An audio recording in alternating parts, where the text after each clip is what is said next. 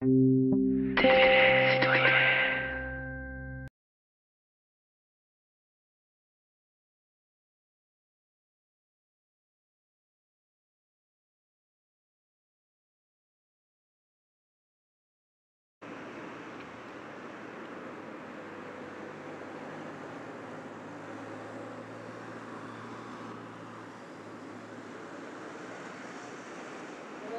quart d'heure savoyard. Vous êtes nombreux à être à l'heure, donc on va commencer avec 5 minutes de retard. Je vous souhaite la bienvenue pour cette réunion et je vous remercie d'avoir répondu à l'invitation que je vous ai lancée. Comme chaque année, à cette période de l'année, je fais le tour des quartiers et je salue le président de l'Agglo qui nous rejoint. On a donc ce soir la 3e réunion de quartier qui se déroulera comme se sont déroulées les précédentes. C'est-à-dire que je vais faire une introduction en essayant de répondre à un certain nombre d'interrogations et notamment de faire le point sur l'avancement du dossier. Et après, la partie qui vous intéresse le plus, c'est bien évidemment la partie où vous pourrez poser les questions que vous souhaitez poser. Alors, il y a encore beaucoup de place de ce côté-là. Donc, je vous invite à venir plutôt de ce côté. Alors, notre ville a la chance d'être une ville où l'économie ne se porte pas trop mal et où les choses bougent, dans un contexte qui est un petit peu particulier. C'est un travail de chaque instant que je conduis avec tous les membres.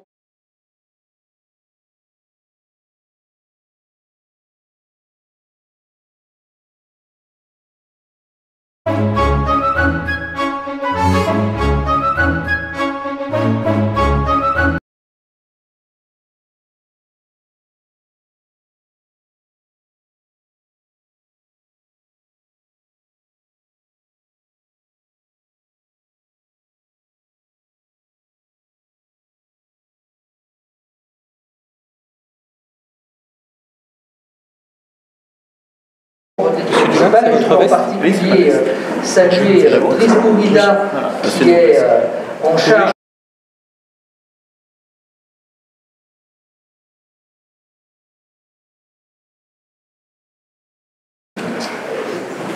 Moustapha Hamadi qui est l'élu référent pour ce quartier, Dominique Mornan qui est en charge du quartier de Chantemerle, et Patricia Artin qui est en charge des questions de salubrité, en particulier au sein des services d'hygiène. Je voudrais en particulier également, elle saurait venir se mettre là d'ailleurs, saluer Alexandra Tournard, puisque en tant que présidente de Cristal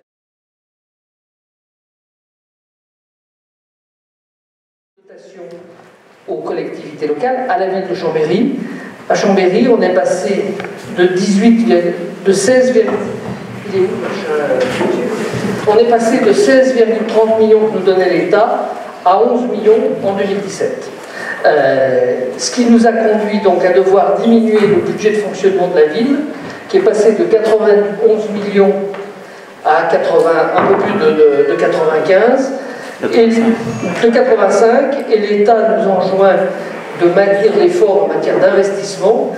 On est donc passé de 11,95 à 15,64. C'est une situation particulière. Les gouvernements précédents avaient diminué les dotations données à l'État, données par l'État aux collectivités. Le gouvernement actuel a décidé d'encadrer le montant des dépenses de fonctionnement. C'est-à-dire que si nous dépassons un chiffre qui nous est donné contractuellement par l'État, l'État nous retient le montant du dépassement sur la dotation qu'il nous verse l'année suivante. Considérant qu'on a trop dépensé une année d'argent public en général et que l'État, dans le cadre des grands équilibres, impacte à la baisse. Donc on est obligé de faire très attention aux budgets de fonctionnement qui sont maintenant à notre disposition. Le fonctionnement, c'est quoi? C'est tout ce qui est la marche courante d'une collectivité. C'est l'électricité de cette pièce, le chauffage, le personnel de la ville, c'est les travaux d'entretien courant, ça c'est du fonctionnement. Par contre, quand on refait Le toit d'une école, c'est de l'investissement. C'est ça la différence qui existe entre nos deux budgets. Suivant. Néanmoins, quand je vous dis que Chambéry a la chance de se porter pas trop mal, alors que le taux de chômage national est à 8,8, nous on enregistre sur le bassin chambérien et sur la ville de Chambéry un taux de chômage qui est aujourd'hui inférieur à 7%, qui a diminué de 2,5 points depuis 2014. Et la bonne nouvelle, si je puis dire, c'est que sur les Hauts-de-Chambéry, la baisse du taux de chômage depuis 2014 est de l'ordre de 6%. C'est-à-dire que dans les derniers chiffres qui nous ont été donnés par la préfecture, le secrétaire général de la préfecture les a annoncés le jour de l'opération Job Station qui avait lieu au gymnase de Côte-Rousse. On est passé de 20% de taux de chômage en 2014 à 14%, ce qui est encore énorme, mais qui montre l'évolution, y compris sur ce quartier.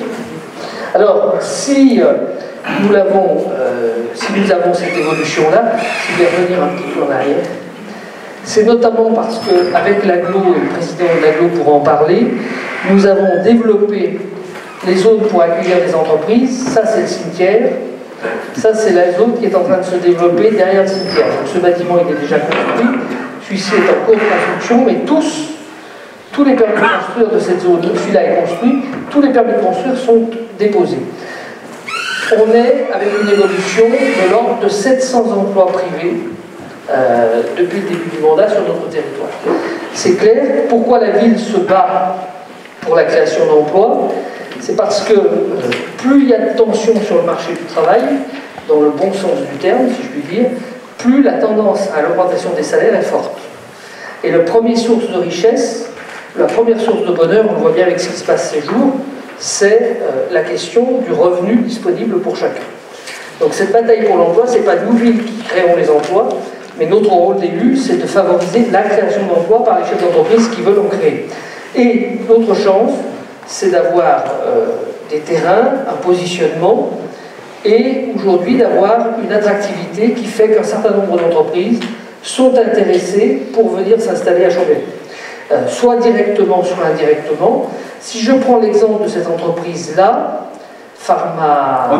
Omnifarm, elle fabrique des produits pharmaceutiques. Elle vient juste de mettre en service ce bâtiment-là, et elle nous demande de pouvoir en construire un autre ici immédiatement, parce qu'elle vient d'obtenir un marché qui va lui permettre de fabriquer 3 millions de vaccins chaque année. Voilà. Donc, ce positionnement ici, il est lié à notre position de carrefour en termes de voies de communication et à la proximité notamment des grands aéroports internationaux qui permettent de faciliter les livraisons, etc. Vous savez, aujourd'hui, une boîte comme Dolin, qui est une boîte qui appartient au patrimoine de Chambéry, il livre un conteneur par semaine de vergoutte en Chine. Ils peuvent le faire, c'est depuis le mois de juin, ils peuvent le faire à cause de la proximité qu'on a de deux grands aéroports qui leur permet de limiter les coûts. Voilà, c'est ça l'économie aujourd'hui. On est dans ce contexte-là, il faut essayer d'en tirer profit. C'est vrai qu'il y a un contexte à Grenoble qui est pas très favorable aux chefs d'entreprise et donc ils ont tendance à venir se rabattre sur nous. Et en Haute-Savoie, il y a un autre problème, c'est qu'il n'y a plus de terrain disponible. Donc il faut profiter de ça pour créer de la richesse sur notre territoire. C'est la manière de donner des emplois à tous. Deux chiffres aussi pour parler de l'attractivité. Cet été, vous voyez ce qu'a été le taux de remplissage des hôtels. L'an passé, on s'était dit, il y a une amélioration, c'est lié au Tour de France. Il y a 2 ans, les hôtels étaient pleins à 58% l'été. Cet été, ils ont été pleins à 71%. Et il y a une augmentation de 20% de la clientèle étrangère. Il y a 72 nationalités qui sont passées à Chambéry. Le tourisme, c'est aussi une activité économique qui induit des emplois dans les restaurants, dans les bars, etc. Des emplois pas toujours très qualifiés, mais des emplois.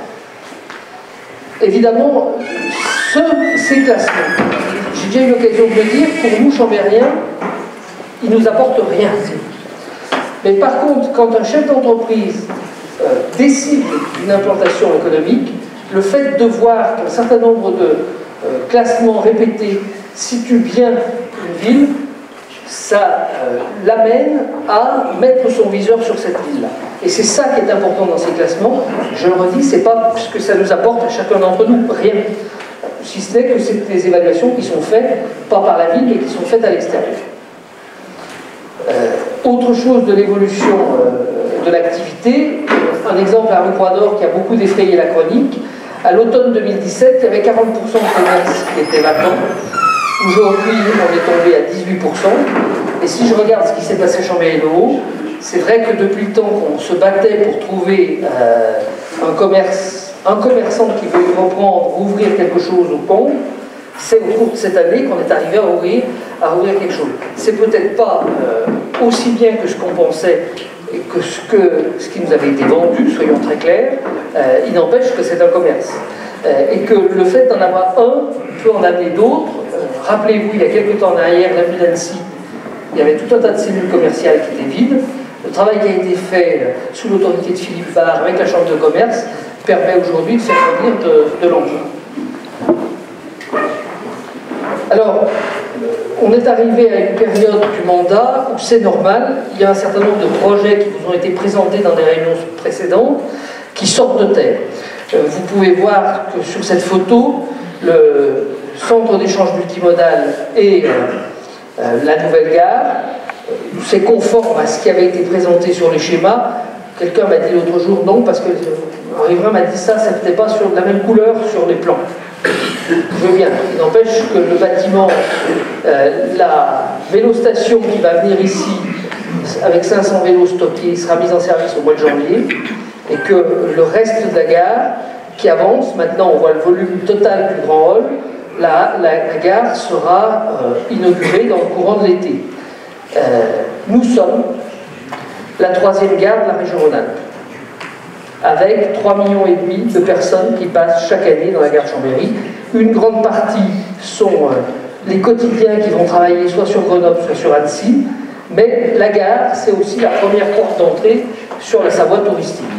L'ensemble du parvis est en cours de travaux et tout. Il y aura une dépose de voitures, une dépose minute ici, au bout de la rue Sommeiller. Il y aura une dépose minute sur l'avenue Général Leclerc qui se trouve là. Les taxis seront garés ici. Et bien sûr, on garde tout ce qui est la dépose minute, qui notamment doit être utilisée par les habitants de ce quartier-là, qui est celle de la Cassine. Puisque quand on va prendre le train, ou quand on emmène quelqu'un au train, c'est quand même en descendant de Chambéry-le-Haut beaucoup plus facile d'aller à la Cassine que d'aller devant la gare. Donc il y aura 3 déposes minutes à la gare de Chambéry. L'autre dossier, c'est celui de la piscine, dossier également porté par l'agglomération, qui sera mis en service à l'automne 2019.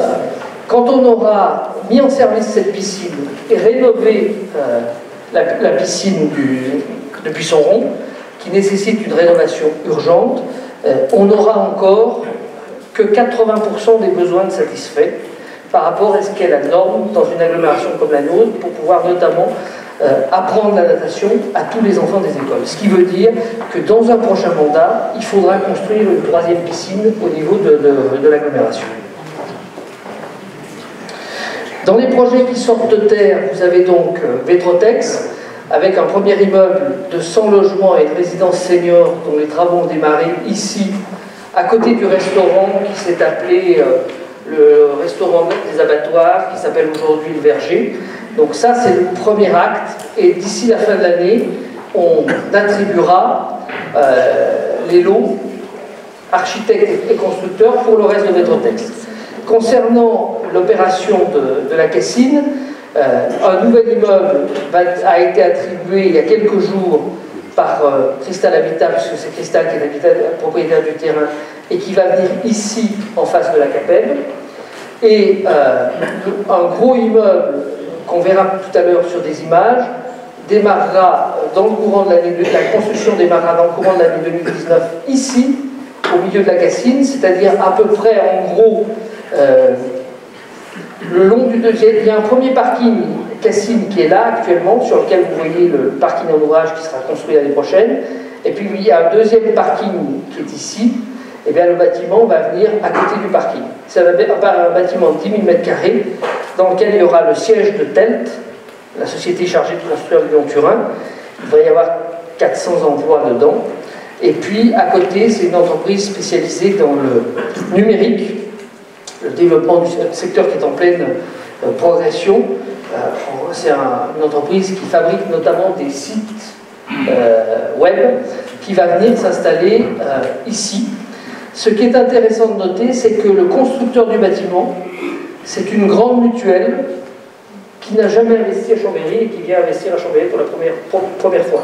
Qui voulait d'ailleurs installer son siège savoyard ici, mais comme ils ont tout commercialisé, ils vont nous demander de pouvoir acquérir, construire un autre bâtiment, sans doute le long des voies ferrées ici. Je reviens 30 secondes sur l'aménagement de Vétrotex. Donc, d'une part, vous voyez que ça sera réalisé en 2019. Il y a un grand parc de 50 mètres de large qui va être aménagé tout le long de la Lesse. Depuis, le commissariat de police est ici. Donc, depuis le carrefour qui est vers le commissariat de police, le vieux bâtiment qui existe encore là va être démoli.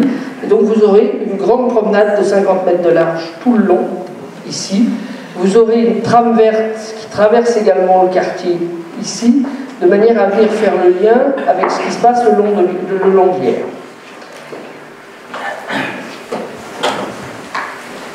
Alors, concernant les Hauts-de-Chambéry spécifiquement, d'abord faisons le point sur ce que vous nous aviez demandé l'année dernière. Il y a un an, on avait évoqué ensemble un certain nombre de questions, et où on en est un an plus tard. Alors, on avait évoqué des problèmes de chauffage rue de Pragontran. Je sais qu'on a eu cet automne de nouveaux problèmes de chauffage avec le chauffage urbain et que certains immeubles n'ont pas été mis en route à la date qui était prévue. Nous avons lancé un audit du réseau du chauffage urbain pour voir dans quel état le concessionnaire le gère.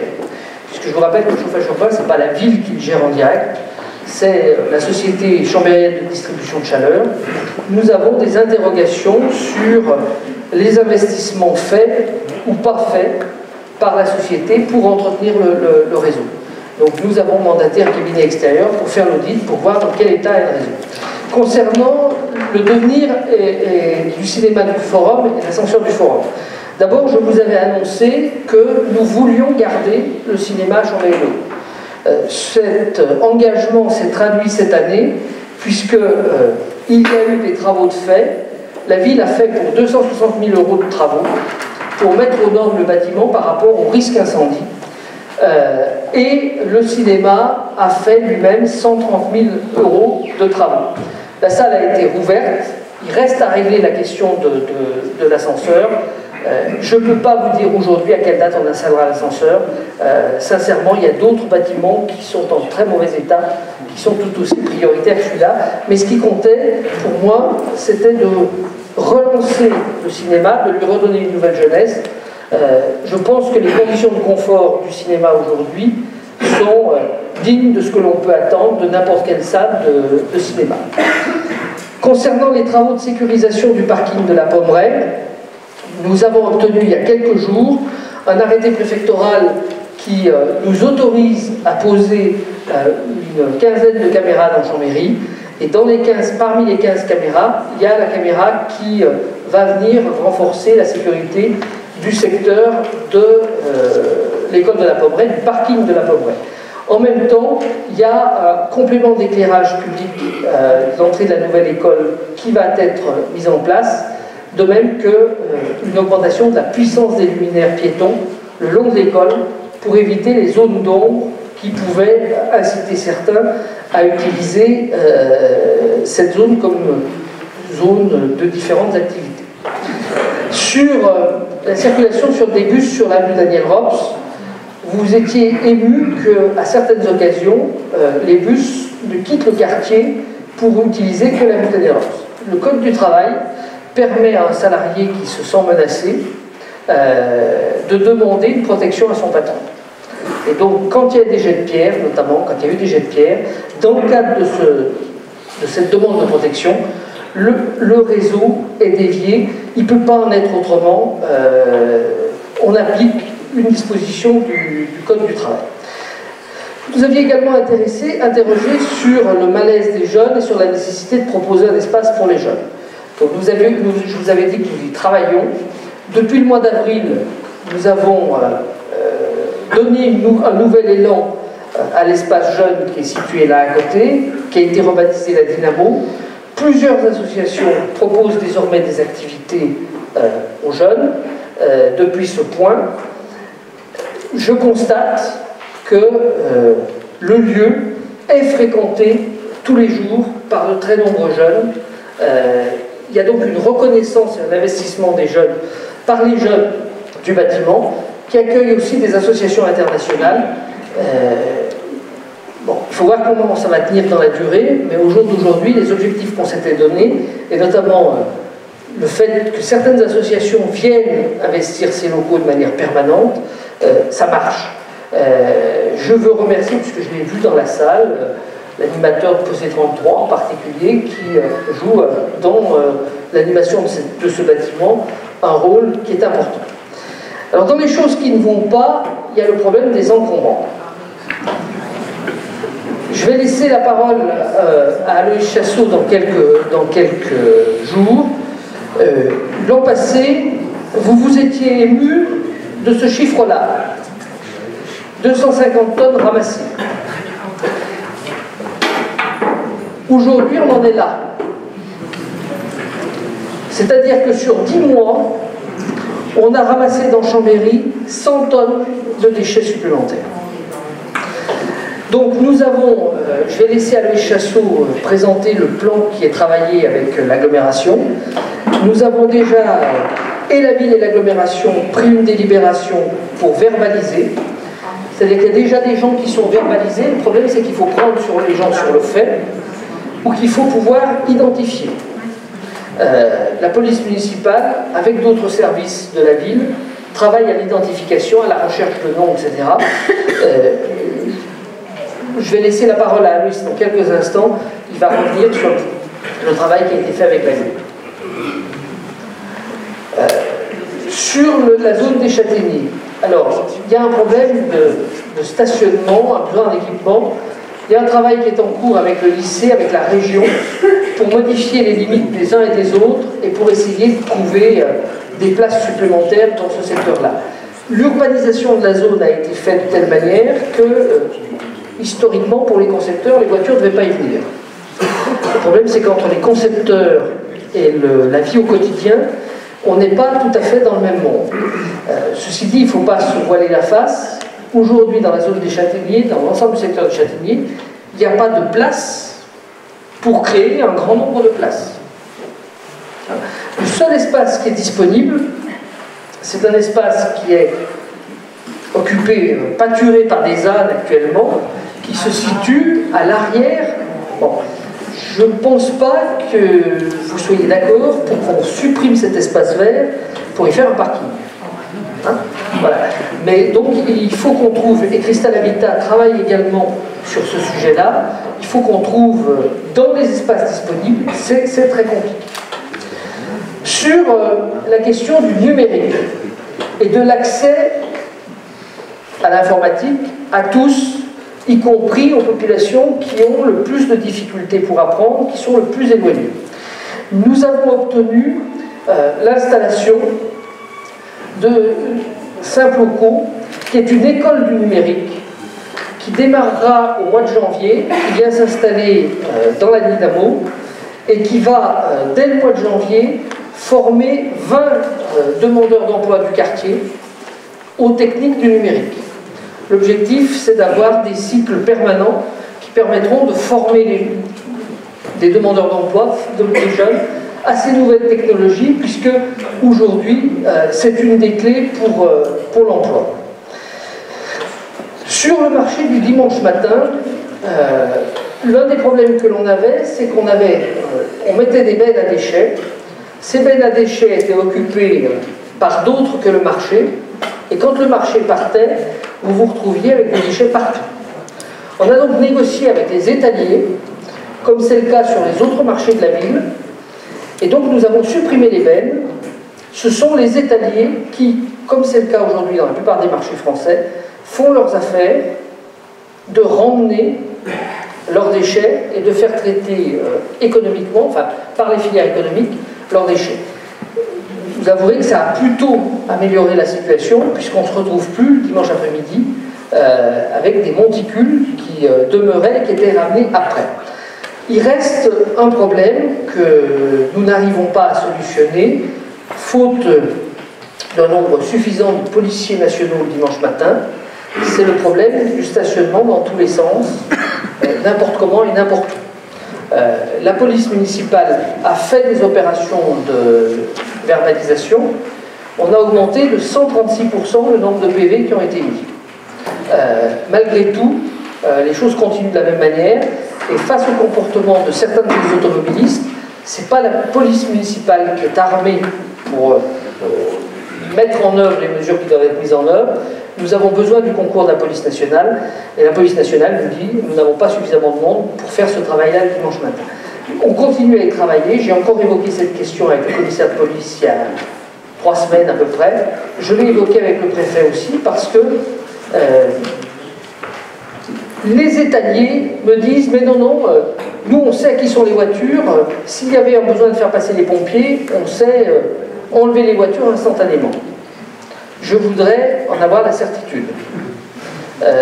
Parce que c'est ça le risque, c'est qu'un jour il y a un pépin et que les services de secours ne puissent pas accéder de manière satisfaisante. On avait été interrogé sur la partie Saint-Saturnin, la sécurisation du carrefour en bas à la Croix-Rouge, et l'achèvement des travaux de sécurisation. Bon, vous l'avez vu pour ceux qui y habitent, vous y voyez pour ceux qui passent. Les travaux avaient pris du retard parce que France Télécom n'avait pas enfoui les lignes dans les délais qu'ils nous avaient annoncés. Le chantier de sécurisation de la route du bas est, pour ainsi dire, achevé, suivant les plans qui avaient été vus avec les riverains, notamment dans les réunions de concertation qui avaient été menées sur le projet global par l'équipe précédente quand la première tranche de travaux ont été faits. Sur la question de la proximité du lien entre les Hauts-de-Chambéry et le centre-ville et sur les bus. Vous avez vu dans la presse qu'il y aura à partir du 1er janvier un nouveau délégataire qui va gérer le réseau de bus. Alors le nouveau délégataire ne va pas modifier le plan de réseau du 1er janvier, mais il l'adaptera à la rentrée de septembre. Et je peux vous indiquer qu'à la rentrée de septembre, la ligne 3, c'est-à-dire la ligne qui passe à Curial, qui passe devant l'hôpital, qui va au bout de la zone des Landiers, sera découpée en 2 bras. Arrivé à Champ-Nord, il y a un bras qui continuera à aller au Landier, et il y a un autre bras qui viendra desservir le quartier de Chambéry-le-Haut. Ça réglera notamment le problème de la distance de l'arrêt de la ligne 4, qui ne peut pas être rapproché de Champ-Nord, compte tenu des rayons de braquage des bus, et du fait que les arrêts de bus se mettent, compte tenu de la distance, après le rond-point, et qui ne peut pas être localisé avant le rond-point. Mais le directeur des transports de l'Agglo est là, donc on pourra répondre à des questions tout à l'heure si vous le souhaitez. Enfin, concernant la demande des vélobulles, on a élargi la plage du vélobulle le mardi matin. Je suis prêt à vous écouter sur ce service. Est-ce qu'il faut le modifier? Comment le bouger? On est là pour en débattre. Concernant les travaux qui ont été réalisés sur le quartier au cours de cette année, un rapide inventaire, donc la route de Saint-Saturnin, on vient d'en parler, ont été faits également les travaux de la place de Manja. Alors, il y a un arbre qui est crevé, l'arbre qui est crevé, il sera enlevé et remplacé. J'ai déjà des interrogations de savoir si on va le laisser. Parce que généralement, l'hiver est propice au remplacement. Sur l'avenue d'Annecy, sur le square du Chablais, on a effectué différents travaux de sécurisation. Sur l'avenue d'Annecy en particulier, des commerçants demandaient que l'on réduise la zone centrale des bus pour créer des places de parking supplémentaires. Nous n'avons pas donné suite à cette demande parce que nous considérons que cette zone de bus est appelée à se développer dans le temps en fonction de l'évolution de la population dans le secteur. Je passe sur la maison de l'enfance et sur la crèche La Sauvageonne, sur de petits travaux qui ont été faits. Dans les écoles, nous avons aujourd'hui pratiquement remis à niveau toutes les écoles. Il reste 2 ou 3 gros chantiers. Dans les chantiers importants, il nous reste le toit de l'école de la Pommeraye, qui va être à reprendre complètement. C'est une dépense qui est évaluée à 400 000 €. Et puis, il y a la question de Verbois. Donc, sur Verbois, il y a eu des travaux de sécurisation des abords. Il y a une étude qui est conduite actuellement par les services de la ville concernant la rénovation de Verbois. Je vous le dis de manière très claire, ce soir, on ne sait pas si on doit simplement rénover l'école, c'est-à-dire essayer de remettre des trucs autour, ou si la vraie solution, c'est une démolition et une reconstruction à neuf de l'école. Donc dans les prochaines semaines, on aura les avis des experts sur la structure du bâtiment, et donc on sera amené à prendre des décisions. Ces décisions, elles vous seront présentées dans le cadre des réunions qui sont présidées par Alexandra Turnard, puisque c'est elle qui est chargée de la conduite des opérations du PRE.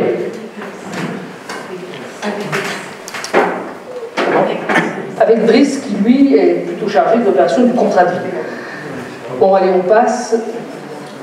Alors, sur le projet de rénovation urbaine, là aussi, il y a beaucoup de bruit qui circule, d'informations diverses et variées. Si on pouvait régler ça de manière qui soit un peu plus claire sur les dates. Donc, d'abord, concernant le budget. Le budget, il n'est plus effectivement ce qu'il était dans les périodes précédentes de rénovation du quartier, puisque dans le premier PRU, l'État avait accordé à la ville une quarantaine de millions. Aujourd'hui, l'État nous accorde 8 millions en argent frais, et le reste, c'est des prêts, mais en prêt, ça se rembourse.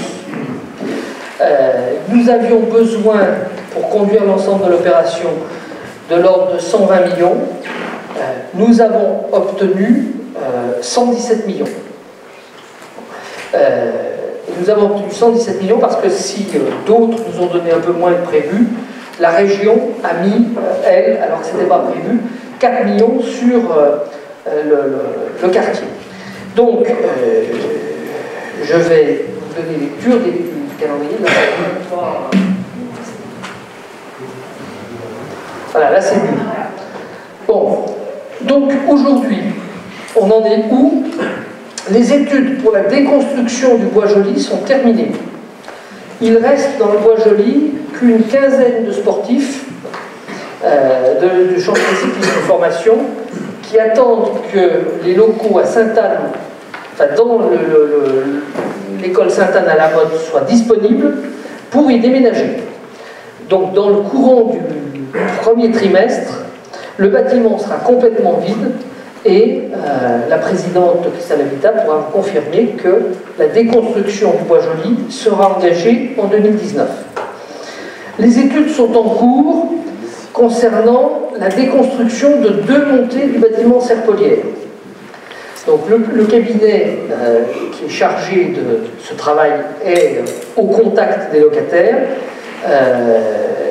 On pourra répondre à vos questions, Alexandra en particulier pourra répondre à vos questions tout à l'heure si vous en avez. Ça, c'est bien ce qui est engagé 2019-2020. Sur 2020, nous programmons l'école de Verbois. J'ai appris tout à l'heure par Alexandra que la région va délibérer cette fin de semaine ou la semaine prochaine, le 19 décembre, sur le montant de la subvention qu'il nous accorde pour le projet de réaménagement de Verbois. Donc l'idée c'est en 2020 d'engager Verbois et la réhabilitation de Lausière et Fontanette, en 2021 la réhabilitation de Grange et de Doria, et en 21-24 entre 21 et 24 de finaliser tout ce qui est l'évolution des circulations. Entre autres, dans le cadre du réaménagement du quartier, l'idée sur laquelle nous travaillons aujourd'hui, c'est de combler ce trou qui est ici, la combe qui est là, de manière à mettre Verbois à niveau du reste du quartier et non pas par une jonction dans un trou puis on remonte de l'autre côté. Et d'améliorer, de créer un vrai axe de circulation qui permette notamment aux cars de venir prendre les enfants des écoles sans avoir à faire les manœuvres comme ils les font aujourd'hui, en remontant plus ou moins en marche arrière jusqu'à la rue du commandant Bou. Voilà, ça c'est la première partie de la requalification du secteur nord des Combes.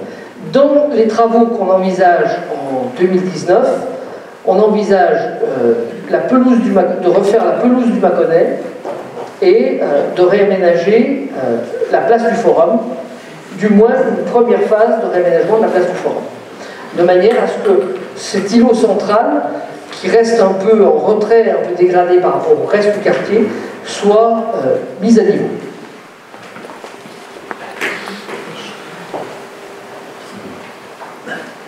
Voilà, je vous ai dit ce que j'avais à vous dire en présentation. Une baisse de dépôt dans les déchetteries et une augmentation du dépôt sur la voie publique. Là, c'est pas le cas. Alors, le maire l'a dit, on travaille et on a travaillé sur un certain nombre d'actions. Premièrement, vous avez aujourd'hui des possibilités de signalement des encombrants. Vous avez une application qui existe, qui s'appelle Urban Pulse, que vous avez peut-être déjà téléchargée, qui vous permet, en prenant une photo avec une géolocalisation, de pouvoir informer automatiquement les services de la ville ou de l'agglomération d'un constat d'encombrant, et ensuite les services peuvent venir le ramasser. Et pour ceux qui ne sont pas férus de technologie, sachez qu'on ne remplace pas tout par le numérique. Il existe aussi un numéro vert qui vous permet d'être en liaison directe avec le service déchets de l'agglomération.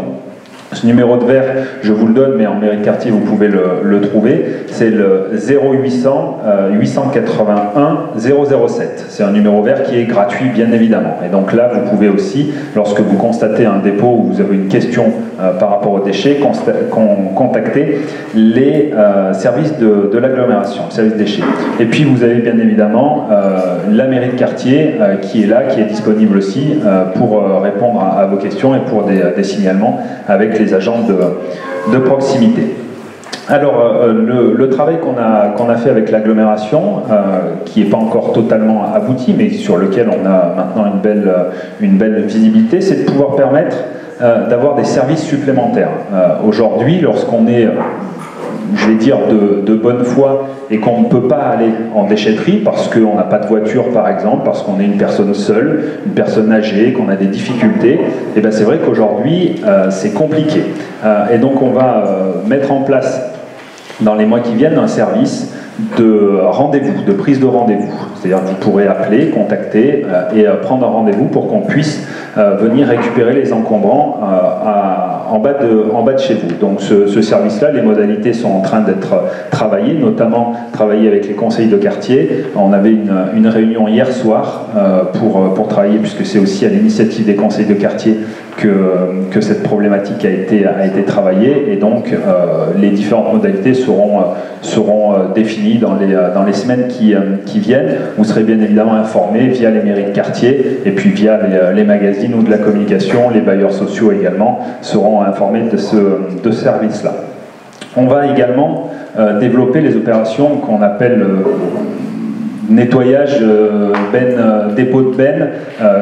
Aujourd'hui, ça se fait beaucoup dans le centre-ville pour des questions de sécurité, et la décision qu'on a prise hier soir est de pouvoir le développer et le déployer sur d'autres quartiers de Chambéry, et notamment sur les Hauts-de-Chambéry. Alors ça s'est fait il y a 2 ans, et il faut qu'on arrive à avoir une récurrence suffisante, moi je pense vraiment chaque année, pour que vous ayez à un moment défini un horaire, des bennes qui soient déposées, et vous puissiez aller déposer vos encombrants dans ces bennes-là, avec des agents qui sont là pour vous orienter, pour vous recevoir et pour évacuer vos caves et greniers dans lesquels il peut y avoir des encombrants qui sont stockés depuis quelques temps. Bonsoir, je m'appelle Madame Combé-Denis, j'habite au 60 rue de Champagne, on nous a fait des travaux. Je voudrais bien savoir combien on doit d'années à la CIM pour payer. C'est-à-dire que, en fait, vous voulez connaître l'augmentation du loyer? Voilà. Sur les travaux qui ont été faits Creux du Loup. 60 rue de Champagne. Creux du Loup. Au Creux du Loup. Madame Dumoulin, est-ce que vous pouvez venir, Madame Girard, vous avez les chiffres en tête? Alors, les travaux ne sont pas terminés au Creux du Loup, hein, puisqu'ils sont en cours, justement aux 60 rue de Champagne. Donc l'augmentation, ça n'est pas encore pour maintenant. Et chaque locataire a déjà reçu un courrier qui lui précise quel sera le montant de cette augmentation. Donc pour Madame Combet, que je ne sais plus là, voilà, donc Madame Combet, voilà, vous pourrez tout à fait venir à l'agence et on vous réexpliquera comment se feront les augmentations. Voilà, mais ce n'est pas encore maintenant. Bien sûr que dans le courrier que vous aviez reçu, il y avait le pourcentage de l'APL qui vous avait été présenté, puisque l'aide au logement sera augmentée et viendra compenser une partie du loyer supplémentaire qu'il y aura et qui est lié au travail. Voilà. J'avais une autre question aussi, parce que nous, on a beaucoup des travaux dans la montée. Oui, c'est en plein l'actualité. Mais je nettoie souvent ma porte, parce qu'ils ont un appartement vers mon appartement, mais ils mettent rien dedans. Et c'est toujours moi qui nettoie. Ah bon. Eh bien, j'irai rappeler à l'entreprise de... Non, mais j'ai déjà vu avec... Oui, je sais bien qu'ils sont là. Avec Jean-Charles. Alors, c'est ce qu'on appelle un appartement de courtoisie pour permettre aux gens de venir s'y reposer ou aller aux toilettes, par exemple, pendant qu'on travaille dans leur salle de bain ou leur WC. Donc, certainement qu'il y a beaucoup d'allées et venues. Mais ça, ce sont des agréments qui sont momentanés. Parce qu'après, vous aurez des appartements qui sont tout à fait confortables et une montée qui aura refait peau neuve. Bonsoir, Daniel Serre, Tour du Nivolé. Je voulais un petit peu revenir sur le problème du stationnement de l'avenue d'Annecy et puis du secteur de la Tour du Nivolé. Donc je vous écris, vous me répondez, ou quelquefois vous ne me répondez pas, ça n'a pas d'importance. L'important c'est que vous soyez informés. Je veux un petit peu maintenant élargir le débat parce qu'il va y avoir une transformation notable du parc automobile français et la venue des véhicules électriques. L'objectif en 2022, c'est 1 million de voitures électriques, c'est 100 000 bornes de recharge, il y en a 20 000 à l'heure actuelle. Ces bornes de recharge vont prendre la place de places de parking. C'est dédié. Donc, est-ce que vous avez envisagé le problème pour créer des places de parking, notamment peut-être dans notre quartier aussi, est-ce à dire que dans quelque temps, l'accès de la ville, de l'ensemble de l'agglomération, ne sera réservé qu'aux véhicules hybrides et électriques? Bon, Chambéry s'inscrit dans le mouvement général, même si sur certains sujets on a un peu d'avance. Donc concernant l'installation des bornes électriques, des bornes de recharge, on est en route, c'est-à-dire qu'on en a déjà installé un certain nombre dans Chambéry, il y en a une vingtaine, ce nombre est amené à évoluer, mais comme son nom l'indique, il s'agit de places de rechargement, il ne s'agit pas de places de parking permanent, hein. C'est-à-dire que c'est fait pour que les gens... comme vous allez à une station essence, vous venez recharger puis vous enlevez vos voitures après. On développe également, dans le cadre d'un programme européen, et la région Rhône-Alpes a été retenue, et Chambéry est l'un des sites expérimentaux, avec Clermont-Ferrand, nous avons été retenus pour le développement de l'hydrogène, et nous allons installer, il y a déjà une station pour les vélos qui a été installée derrière la Poste, nous allons installer dans l'agglomération des stations, non pas d'essence, mais d'hydrogène pour équiper les véhicules. Et y compris la ville et l'agglo, au niveau de nos parcs de véhicules propres, véhicules publics, nous allons l'année prochaine accueillir le premier véhicule à hydrogène. Alors que nous avons déjà commencé à multiplier le nombre de véhicules électriques, et que notamment tous les petits véhicules que vous voyez qui servent aux espaces verts à la voirie, progressivement sont remplacés par des véhicules électriques. Alors sur le problème des places de parking, bon, des choix ont été faits au moment de l'aménagement de l'avenue d'Annecy. Un pari a été pris de la diminution du parc automobile. On travaille aujourd'hui sur deux sujets. Il y a un sujet qui est conduit par Cristal Habitat qui concerne comment appeler les choses, la réappropriation, la recivilisation, le réaménagement des parkings qui sont sous les immeubles. Il ne faut pas oublier que tous vos immeubles ont des parkings dessous et qu'un très grand nombre de parkings, pour des raisons de sécurité en particulier, ne sont plus utilisés par les usagers, les habitants des immeubles. Donc ça tient beaucoup à Alexandra Turnard, qui le répète souvent, et à son directeur, il faut arriver à sécuriser, il travaille pour sécuriser de manière à ce que les gens re-rentrent les voitures dans des parkings sécurisés. Et puis Moustapha Hamadi, qui est l'élu du quartier, on a déjà fait 2-3 tours ensemble pour essayer de voir comment on va pouvoir trouver à aménager quelques places supplémentaires. Bon. Notamment, il y a un secteur qu'on a regardé ensemble il n'y a pas très longtemps, qui n'est pas vers la tour du Nivolet, mais qui est en bas du square Normandie. On peut peut-être, le long du Grand Pré, aménager un certain nombre de places de parking pour permettre davantage de disponibilité. On n'en est pas encore à envisager un parking en ouvrage dans le quartier de Chambéry-le-Haut. Si on arrive d'abord avec le Cristal Habitat à récupérer les immeubles, les parkings qui sont sous les immeubles, on allégera déjà la pression sur le quartier. Mais je conçois bien qu'il faut que l'accès au parking, que la vie dans le parking, c'est le cas de dire, soit complètement sécurisée pour que les gens retrouvent ces étages-là. Sachant que certains étages profonds sont dans l'eau et sont dans l'eau à jamais, je ne parle pas de ceux-là, hein. Je parle bien des étages qui peuvent être réutilisables. Madame. J'avais cru entendre dire qu'il y avait Allô. J'avais cru entendre dire qu'il y avait un projet avec le gymnase des Combes et le gymnase Bontron. Et à ce moment-là, ça pourrait peut-être résoudre un problème de place. Non. Concernant Boutron, il y a peut-être des travaux à faire dans Boutron 1, c'est-à-dire celui qui est le plus près de l'avenue Daniel Rops, mais il ne s'agit pas de démolir le gymnase. Bon.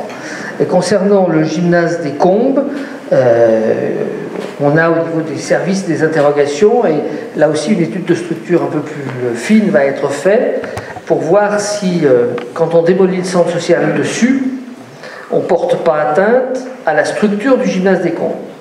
Mais il ne s'agit pas de démolir le gymnase des Combes, s'il vous plaît. Vous voulez garder le côté festif de certains mariages sur les Hauts-de-Chambéry. Mais côté sécurité, il y a beaucoup à dire, monsieur le maire. Parce que entre les motos qui fument et pétarades, les voitures qui vont vite et qui freinent au dernier moment, et surtout le bouchage des rues, hurlements de toutes parts, les enfants ont peur. Qu'est-ce que vous pouvez faire? Alors, j'aime bien la fête, mais la fête... Oui, je sais, attendez, mais la fête quand on respecte les autres. Or, aujourd'hui, il y a un certain nombre de pratiques qui se sont développées qui ne respectent plus les autres. Donc, nous avons déjà verbalisé. Le système de caméra permet effectivement d'identifier et de verbaliser. Je vais être très franc avec vous, il n'y a pas très longtemps, la police municipale, d'ailleurs, a arrêté un véhicule dans le cadre d'un mariage qui remontait à 100 km/h le faubourg Reclus. Bon. Donc, le problème qu'on a à Chambéry, il existe partout, et la loi a évolué. Il y a une nouvelle loi qui date du mois d'août, Pierre, c'est ça, hein, qui a été publiée au mois d'août, qui permet à la police de sanctionner et de saisir un véhicule dans le cadre de, comment ça s'appelle ? Des rodéos. Voilà. Donc, dans le cadre des mariages, nous avons aujourd'hui un dispositif avec la police nationale qui fait que pratiquement tous les samedis,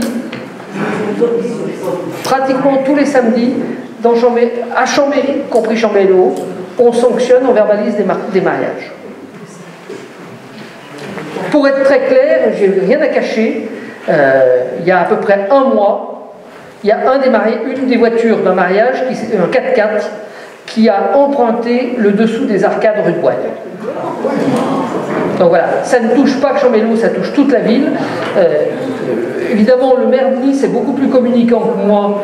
Donc quand il interdit un mariage parce que les gens n'ont pas un comportement raisonnable, il en fait un grand foin et la presse est heureuse de le relayer. Nous, à Chambéry, jusque-là, les problèmes qu'on a eus sont après le mariage et pas avant. Mais la consigne est très claire, et les adjoints qui sont là peuvent le dire. Si un mariage occasionne le souk avant le mariage ne sera pas célébré à Chambéry comme à Nice. Mais monsieur le maire, c'est qu'ils bouchent les rues. Mais je sais bien. Rue de Champagne, de partout. Nous, on peut plus sortir de la rue d'Anjou.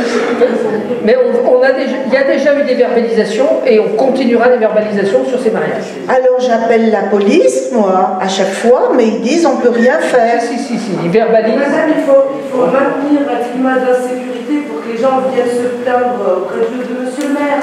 Sinon, après, les budgets n'avont plus à la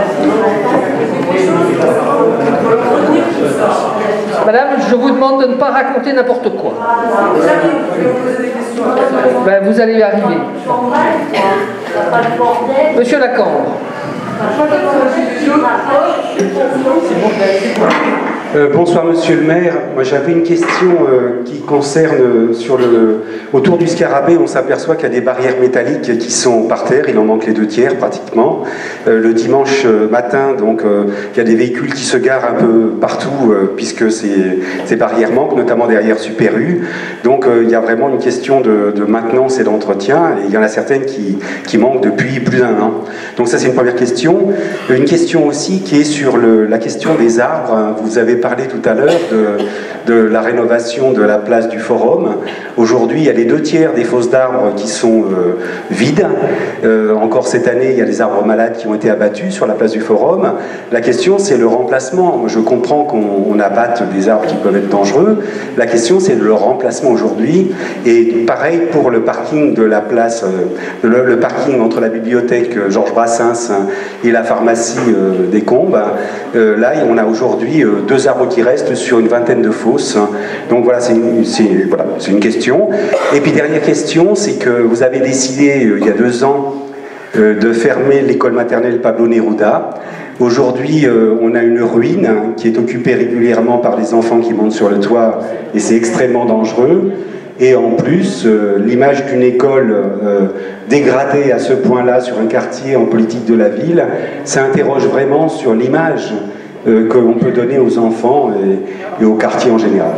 Alors, comme vous l'avez dit, c'est plus une école depuis 2 ans, et l'école sera démolie au mois de janvier. Voilà. Concernant les arbres, monsieur Lacambre,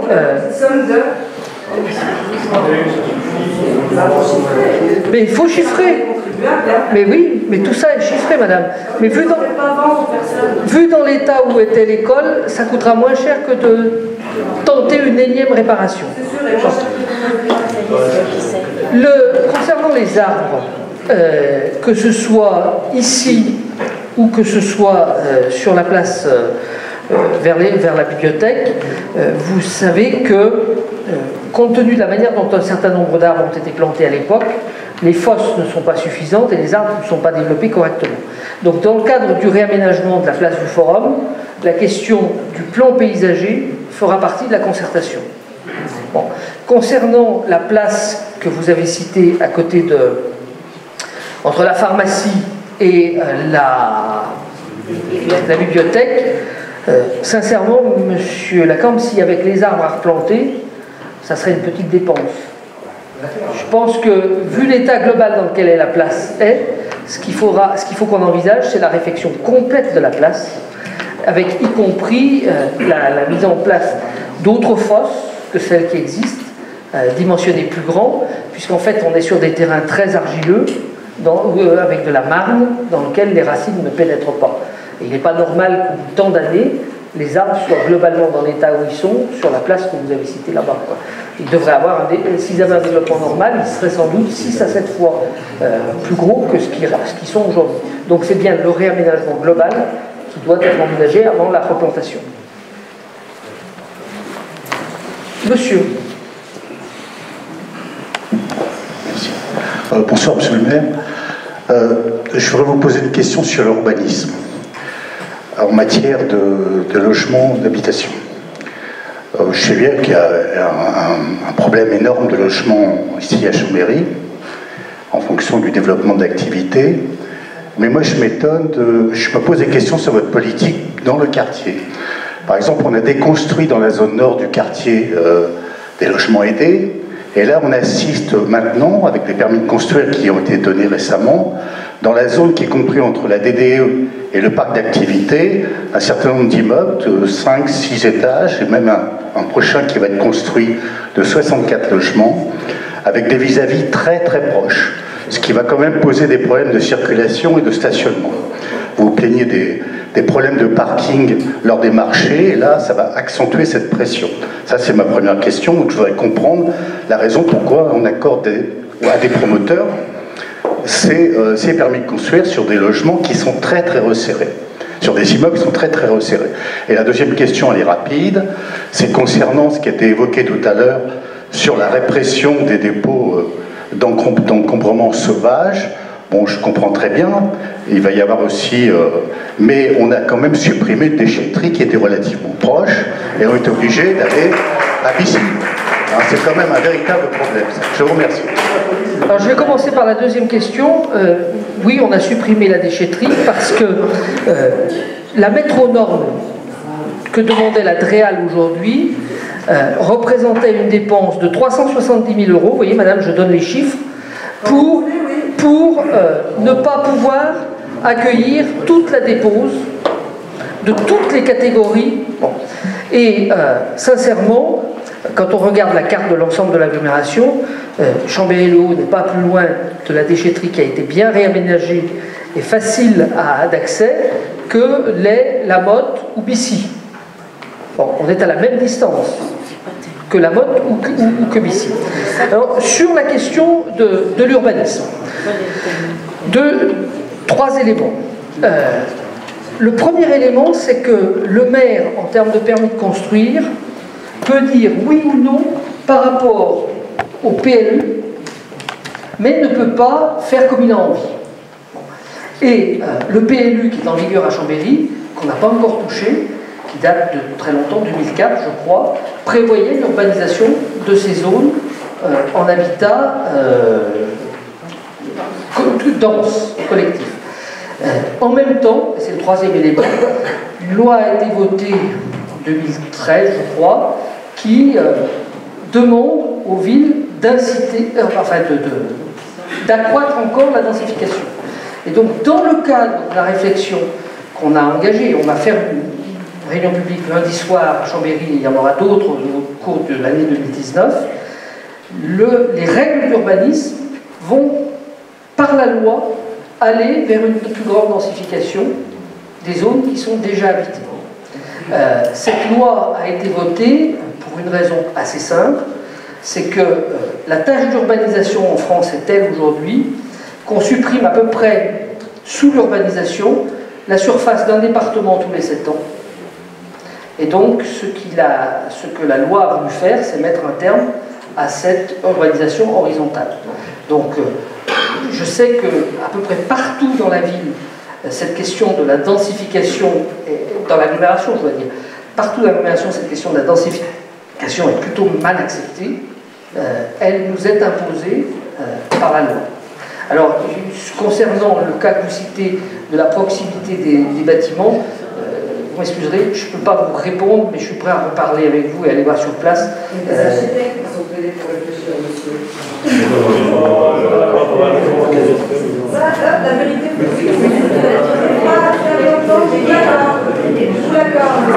Une autre question? Au fond, là-bas. Oui, bonjour. Donc, Slim Mohamed, moi j'habite sur la partie du forum. Et sur la partie du forum, en fait, c'est un peu le problème récurrent sur l'ensemble du quartier. Je pense que c'est un problème de stationnement. Alors, nous, sur le quartier du forum, en fait, on a 3 gymnases, puisqu'il n'y en a pas qu'un seul, mais il y en a 3. On a le terrain de foot aussi, on a la crèche, on a des constructions qui ont été faites derrière. Et moi, ça m'arrive d'attendre 25 minutes le soir quand j'arrive à 20h pour rentrer chez moi, ou quand on rentre avec nos enfants, nos courses, etc. Et le stationnement, ça devient plus que galère, je pense. Ça devient très compliqué. Des fois, on est limite à perdre la patience parce qu'on attend 25 minutes une place que les gens et les utilisateurs, pour dire les choses, en plus au niveau du gymnase, il y a beaucoup de gens qui sont hors du quartier, qui utilisent ces gymnases-là. Et donc on attend, il y a même des files, des fois, des gens qui viennent récupérer leurs enfants, qui se mettent le long du parking.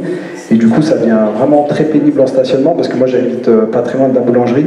Et donc, on a 4 places qui sont le long du gymnase, en fait, et qui sont souvent prises justement par des gens qui vont sur le gymnase et qui font des activités. Donc, pour les habitants, il y a très peu de stationnement libre le soir, surtout. Et les places qui sont sous l'immeuble, c'est quoi? C'est une place par logement? Les places qui sont sous l'immeuble, c'est des parkings, et comme vous le disiez, ils ne sont pas très sécurisés. Et moi, par exemple, nous, on a 3 enfants, donc on a des grands véhicules et qui ne rentrent pas dans ces parkings-là non plus. Donc on dirait pas que c'est ça, ils ne sont pas assez. Et on a fait un... Marie Biscardi, je fais partie du Conseil citoyen. Et la question que je pose pour le moment, c'est... On voudrait que toutes les manifestations qui se font sur le quartier, nous soyons prévenus, nous d'ailleurs et des associations. Il y a eu l'inauguration du magasin qui est avenue d'Annecy, il n'y a pas longtemps, et je l'ai appris par le journal. Je trouve quand même que c'est un peu gros, parce qu'on a toujours été aux inaugurations, on a toujours fait des choses parce qu'on représente les habitants, on veut travailler de plus en plus avec les habitants et on aimerait quand même avoir toutes les informations du quartier.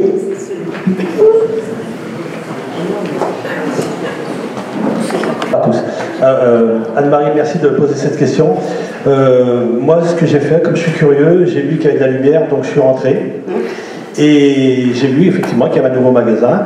Et mon ami Claude, qui m'avait prévenu la veille en disant qu'il y a une nouvelle boutique, j'y suis allé, et puis voilà. Ça s'est fait simplement, il n'y a pas eu de carton d'invitation, il n'y a rien eu, et juste pousser la porte, on est rentré. Oui, non, mais il y a eu d'autres inaugurations. Il y a, par exemple, l'année dernière, à ce qu'il y ait un aménagement dans la descente du Faubourg Reclus pour le bus. Il est impensable à l'heure actuelle que des personnes handicapées ou qui ont du mal à descendent des marches de la marche du bus au Faubourg Reclus. C'est impossible. Moi, pourtant, je ne suis pas très alerte parce que je ne suis pas jeune, mais j'ai aidé à descendre des personnes handicapées qui avaient du mal parce que la marche est très haute. Alors on nous avait promis de faire quelque chose, ça fait... Madame Braud, d'ailleurs, à une réunion du Conseil citoyen, nous avait dit qu'elle ferait quelque chose et on n'a toujours rien. Alors là, moi, je pense qu'il faudrait qu'il y ait quelque chose d'urgent. Vous parlez bien de l'arrêt qui est du Faubourg Reclus, en bas. À l'angle du chemin de la Cassine. Voilà. Alors, non. En fait, pourquoi l'arrêt n'est plus là où il était anciennement? C'est parce que comme les bus partent après sur la gauche, les chauffeurs ont demandé que l'arrêt soit remonté. L'arrêt n'est pas à sa place définitive. Une fois que le parking sera fait, il y aura un accès direct à la passerelle par le toit du parking sur le Faubourg Reclus. Et donc l'arrêt sera à ce moment-là aménagé avec les bordures comme elles doivent être aménagées, etc. À cet endroit-là, ça permettra l'accès direct à la passerelle pour rejoindre la gare ou rejoindre l'autre côté de la ville. Ce que fait le 2 pour le moment. Oui. On ne peut pas toujours prendre le 2 si on est... mais voilà. Si vous voulez, l'aménagement d'une bordure de trottoir coûte très cher et donc le choix qui a été fait, c'est qu'on fera les travaux quand on mettra l'arrêt à sa place définitive. Ça peut durer longtemps. Non, ça ne durera pas. Ça devrait être fait au plus tard, au moment de la mise en service du parking. Oui, bonsoir.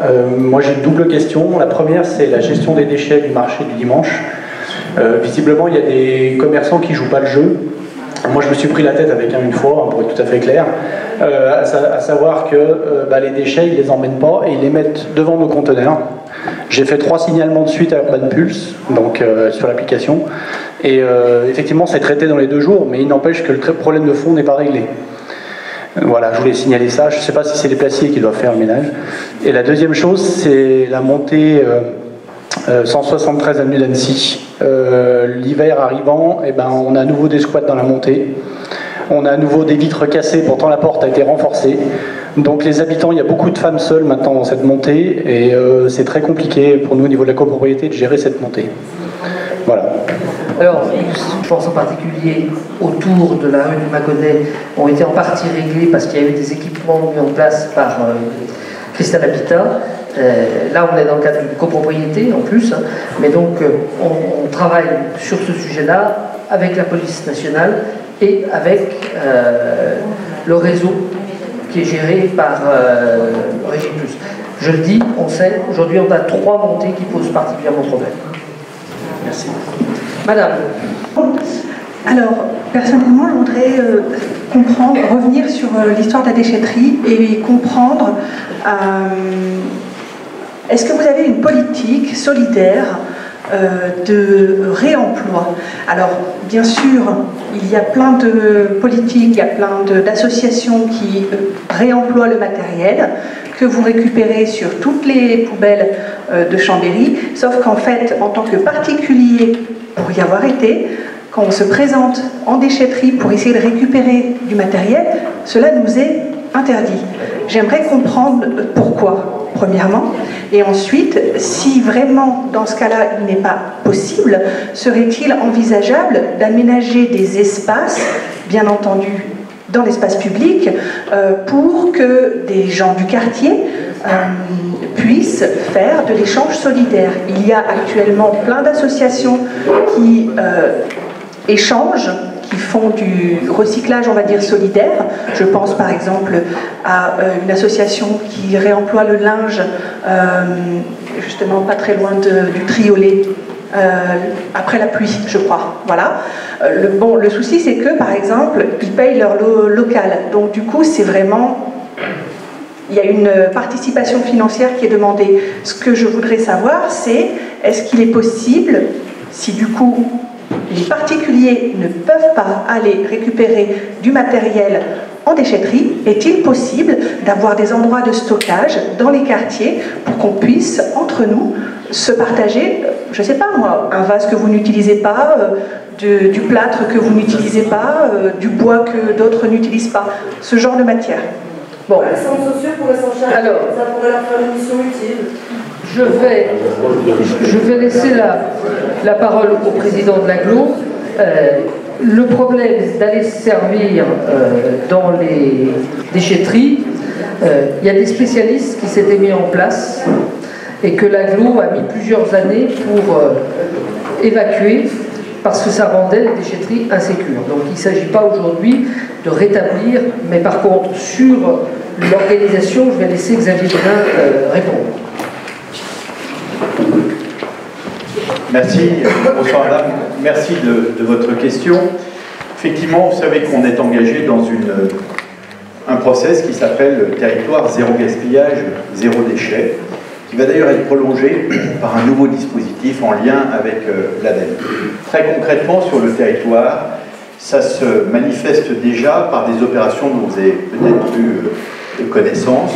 Lorsque l'on va auprès des citoyens, lors des dimanches de récup qui aujourd'hui se sont éclatés sur le territoire. Vous en avez eu un qui s'est déroulé à Sona il n'y a pas très longtemps, voilà, et qui ont exactement pour mission que de mettre en relation les citoyens qui ont votre préoccupation, qui sont de plus en plus nombreux d'ailleurs, pour pouvoir effectivement travailler à cette économie circulaire qui fait que un déchet qui semble être de nature à être jeté peut très bien être récupéré et transformé ou effectivement donné. Donc ça, c'est une politique que l'on a mise en place au niveau de l'agglomération. L'objectif est ici à 2020, je vous donne ce chiffre, c'est de passer à 20% le taux de diminution des déchets parce que justement, ils repartent dans une économie circulaire. Ça, c'est très concrètement là. Ensuite, sur le sujet qui vous concerne plus particulièrement et rattaché notamment au quartier. Donc, il y a toute l'économie du service et du troc qui se met en place. Vous savez qu'on soutient notamment l'association La Corderie. Il sera intéressant de voir si dans sa mission, on peut pousser cette idée pour qu'effectivement, on aille encore plus loin sur cette économie virtueuse de la récupération, de la transformation, voire même parfois de la réparation de l'objet pour qu'il puisse marcher. Vous savez qu'en électroménager notamment, il y a beaucoup de choses qui sont faites. Et puis le dernier point que je voulais évoquer avec vous, c'est qu'il y a aujourd'hui des associations de collecte qui le font, donc il y a des chantiers valoristes, d'une part sur la ville de Chambéry, mais il y a aussi Emmaüs, qui traite toute une partie de cette collecte et qui, pour un certain nombre de matériel, les remettent en fonction et en disposition. Vous savez également que sur la partie des vêtements, là il y a une valorisation très organisée, avec ces bornes de collecte, de vêtements que l'on ne met plus alors qu'ils peuvent très bien servir, et qu'il y a, indépendamment de ce système de collecte qui est aussi orchestré vers Emmaüs Vêtements, vous avez toute l'organisation de la Croix-Rouge française qui vient aussi en appui sur les récupérations. Bonsoir messieurs, dames, bonsoir monsieur le maire, Sabrine Adams, moi je suis habitante du secteur du Piochet, anciennement salariée de l'espace de vie sociale des Châtaigniers qui a fermé sous peu puisque l'ancien salarié qui était coordinateur a détourné 75 000 € qui sont remboursés à l'heure actuelle par les bénévoles, étouffés par les financeurs, donc la ville, donc ce qui signifie que c'est cautionné. Ça c'est un détail. Madame, je ne peux pas vous laisser alors, moi ma question, je ne peux pas vous laisser dire n'importe quoi. En termes de réhabilitation, en termes de réaménagement du quartier, je comprends que ce soit une préoccupation pour les habitants. La réhabilitation des logements l'est également. La place des parkings, moi je commence à en avoir à saturer un petit peu parce que oui, effectivement, tout est créé pour veiller à maintenir un climat de tension entre les habitants, plutôt de veiller à ce qu'il y ait une solidarité qui émane de tout ça, malheureusement. Malgré le nombre important d'associations sur les Hauts-de-Chambéry, il y a très peu de cohésion, d'interaction et le partenariat, malheureusement, est très succinct pour beaucoup d'associations. Pour ce qui est des centres sociaux, alors l'espace de vie sociale des Châtaigniers, messieurs, dames, a fermé, bien entendu.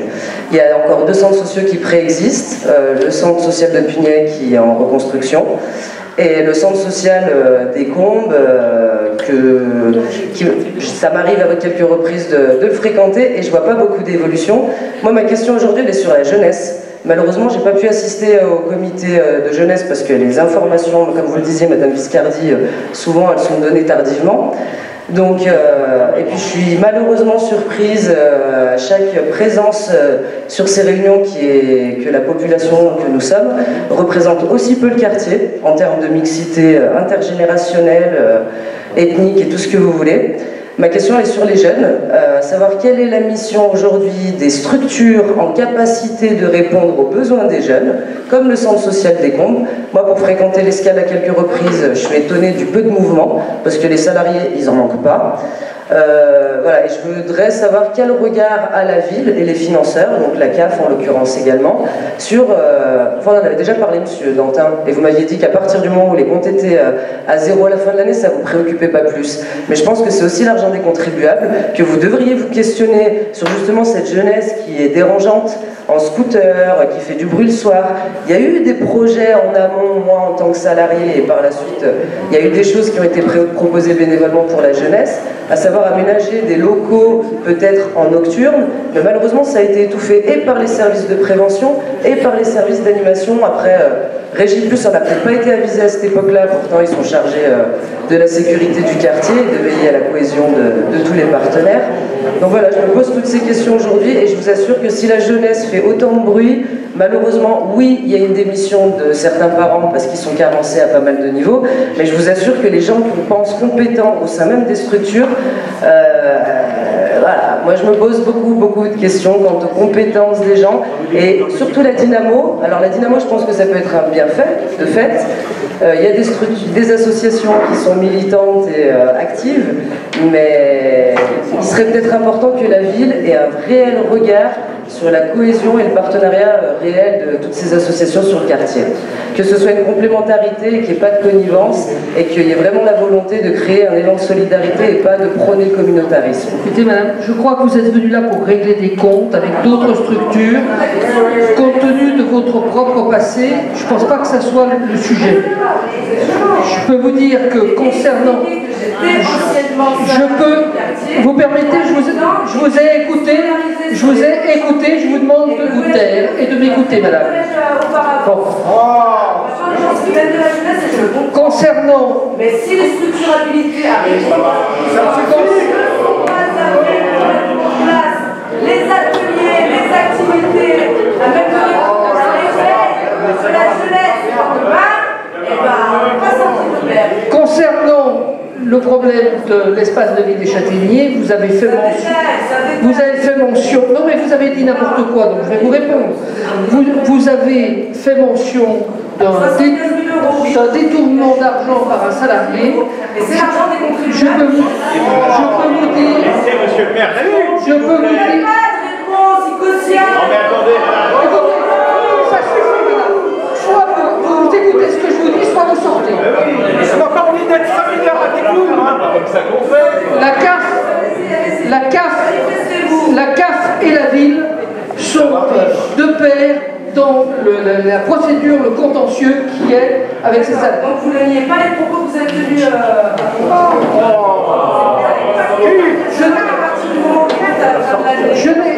personne ne vous devait de l'argent, il n'y avait pas de dette, vous n'aviez aucun regard dessus. Madame, cette question aujourd'hui, les gens sont concernés. Mais je réponds, si vous voulez me laisser répondre, je vais répondre.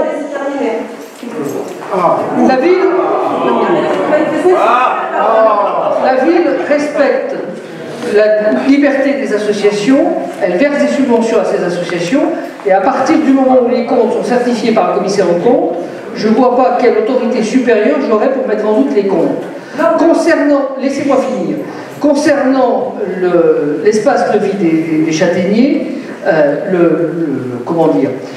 le dérapage s'est pas produit sur plusieurs exercices. Il s'est produit à très grande vitesse sur un exercice, et ce que je vous demande de me donner acte, c'est que par procédure judiciaire, par liquidation judiciaire, la structure a été liquidée. Nous n'avons pas laissé le quartier des Châtaigniers sans rien. Entre la Dynamo et d'autres associations, on s'est mobilisé pour mettre en place des structures. Concernant la politique qui est menée par les centres sociaux et la politique jeunesse en général, nous sommes depuis à peu près 4 mois, un peu plus maintenant, au travail pour bâtir le nouveau contrat avec les structures concernant la politique jeunesse. Ce travail, nous le faisons en lien avec tous les partenaires et avec la CAF. Nous avons fait une enquête auprès des jeunes. Il y a 1 millier de jeunes chambériens de 14 à 25 ans qui ont répondu au questionnaire.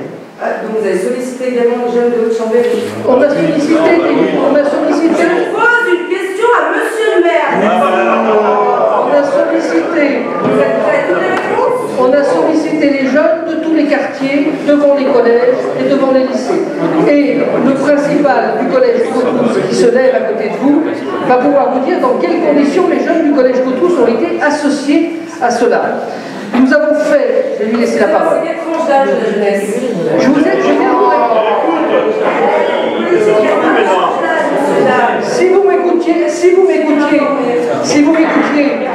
Si vous m'écoutiez au lieu de parler toute seule, vous auriez la réponse, puisque je viens de dire de quelle tranche d'âge il s'agissait. Nous avons ensuite réuni pendant toute une journée 200 jeunes, parmi ceux qui avaient répondu au questionnaire, dans des ateliers de travail pour cibler davantage leurs besoins. Nous avons fait samedi après-midi, il y a 15 jours, oui, samedi après-midi, il y a 15 jours, une après-midi de travail avec les présidents des structures, et uniquement les présidents des structures qui s'occupent de jeunes sur Chambéry. On est le 5 aujourd'hui. Demain matin, il y a le même travail qui est fait avec les agents des structures. Et nous réunirons à nouveau les jeunes qui avaient participé à la journée du mois de juin, dans le courant du mois de janvier, pour voir avec eux si les réponses qu'on peut leur apporter correspondent aux demandes qu'ils nous ont faites au mois de juin. Excusez-moi, collégiens, c'est ça? Collégiens, lycéens, étudiants. Et non-travailleurs de moins de 25 ans. Ça fait un petit échantillon sur les chiffres. Oui, ça fait 1000 sur la ville de Chambéry, c'est 1000 sur 12 000. Il n'y a pas beaucoup eu de concertations qui ont réuni autant de monde. Et à partir de là, nous allons renégocier avec les structures, le Centre social des cons, le Centre de Juliette, la politique qu'ils développent en faveur des jeunes. Voilà. En faveur des jeunes du quartier, des jeunes... En faveur des jeunes de Chambéry. Des bénéficiaires. En faveur des jeunes de Chambéry. Monsieur. Je vais essayer de prendre un peu la parole. Je ne pensais pas en venant à cette réunion, en tous les cas, je découvre, que j'allais retrouver un peu le contexte du collège. Donc, madame, si ça continue, je vais vous prendre votre carnet de liaison.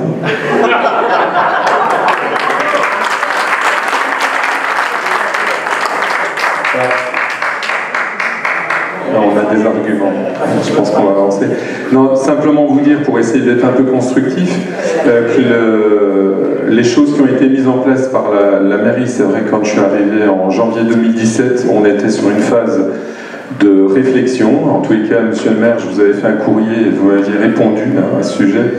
Et on a été partie prenante dans un certain nombre de choses. Donc pour répondre à la question initiale, qui était la question de savoir ce qu'on faisait pour la jeunesse, donc effectivement, sur le collège Cotrousse, qui est un collège en réseau d'éducation prioritaire,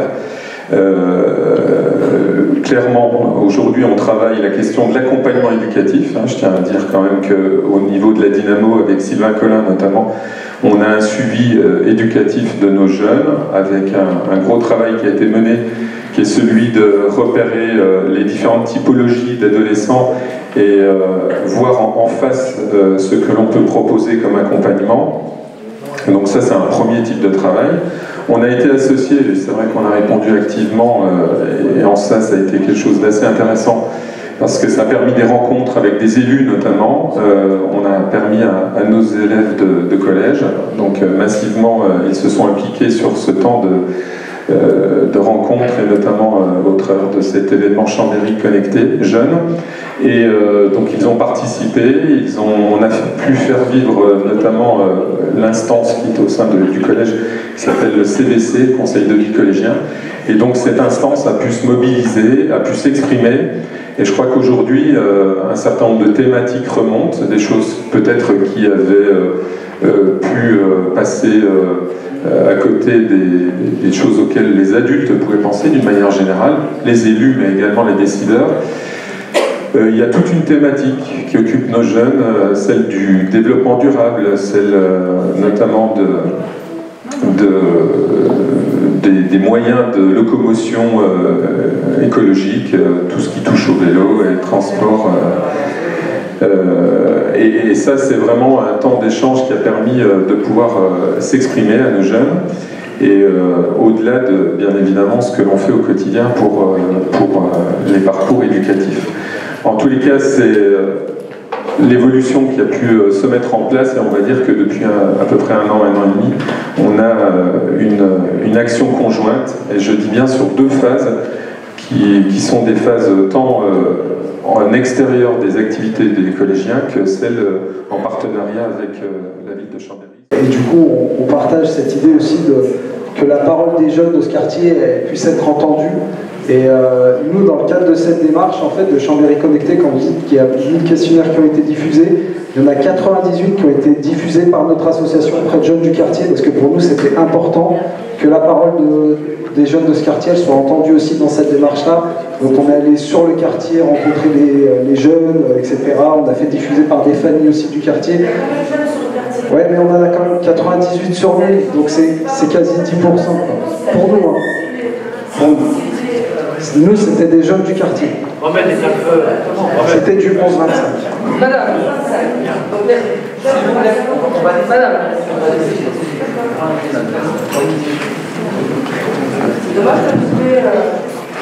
Bonsoir, c'est encore moi, Madame Comet. Je vous pose la question de la salle, parce que l'autre fois, ça fait 2 soirs que je prends le 4. On me dit qu'il n'y a pas de ticket et pas de monnaie. Alors hier soir, on ne m'a pas donné de ticket et pas de monnaie. Alors après, on se prend des amendes, c'est normal. Je demande à m'a dit, parce que ça fait 2 fois qu'on fait ça. Oui, là, je suis Madame Guillemard, je voudrais quand même, parce que l'été, je voudrais quand même les poubelles soient lavées 3-4 fois par semaine, et l'hiver aussi, parce que les odeurs des épluchures ou les odeurs de poisson, c'est pas bon. Ça peut apporter toutes sortes de maladies, et il y a longtemps, quand la grand-mère à Chambéry, j'ai vu un bras, c'est que les poubelles soient quand même lavées, les grandes poubelles à boulettes, qu'elles soient lavées au moins 3-4 fois par l'été, et l'hiver au moins 3 fois par semaine. Merci. Les poubelles, elles sont régulièrement lavées. Vous avez une machine spéciale qui passe pour les laver. Il faut peut-être qu'on regarde sur le site de nettoyage. Mais elles sont régulièrement lavées.